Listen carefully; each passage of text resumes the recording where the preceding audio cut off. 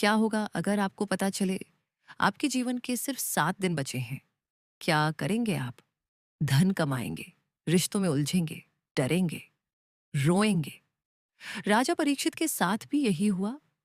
उन्हें श्राप मिला कि 7वें दिन तक्षक नाग के डसने से मृत्यु होगी, लेकिन उन्हें 7 दिनों में उन्होंने ऐसा ज्ञान पाया जिससे उन्हें मोक्ष मिला, अमृत मिला।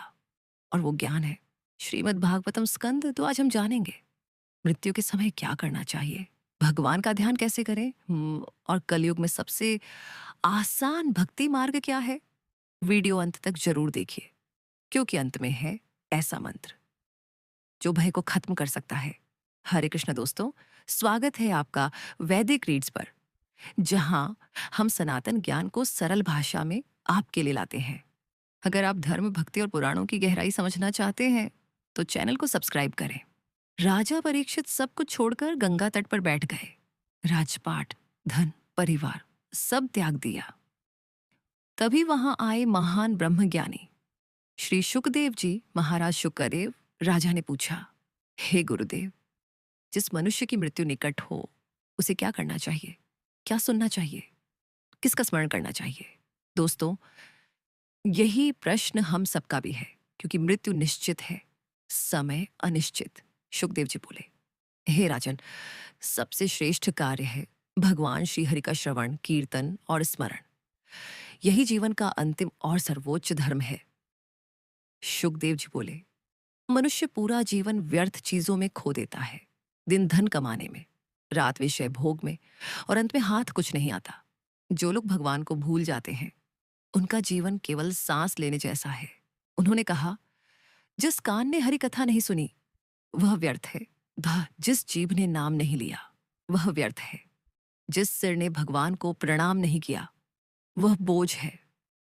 ये बातें कठोर लग सकती हैं, लेकिन यही सत्य है।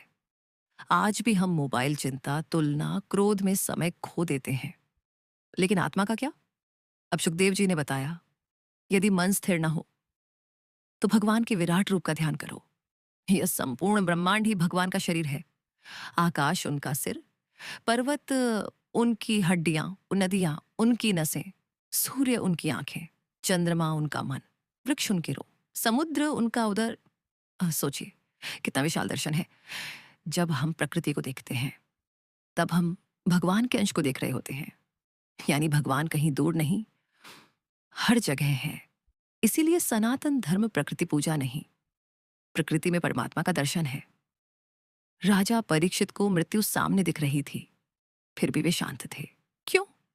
क्योंकि शुकदेव जी ने कहा, जो भगवान के चरणों में मन लगा देता है उसे मृत्यु भी डरा नहीं सकती। मृत्यु शरीर की होती है, आत्मा की नहीं। भगवत गीता भी कहती है, आत्मा न जन्म लेती है न मरती है।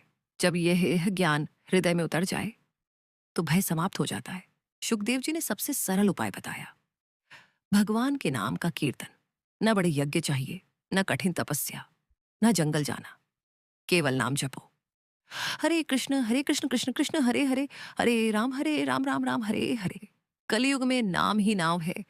जब मन टूटे नाम लो, जब डर लगे नाम लो, जब कुछ समझ ना आए नाम लो। नाम में शक्ति है। 7 दिन तक राजा परीक्षित ने जल भी त्याग दिया, बस कथा सुनते रहे।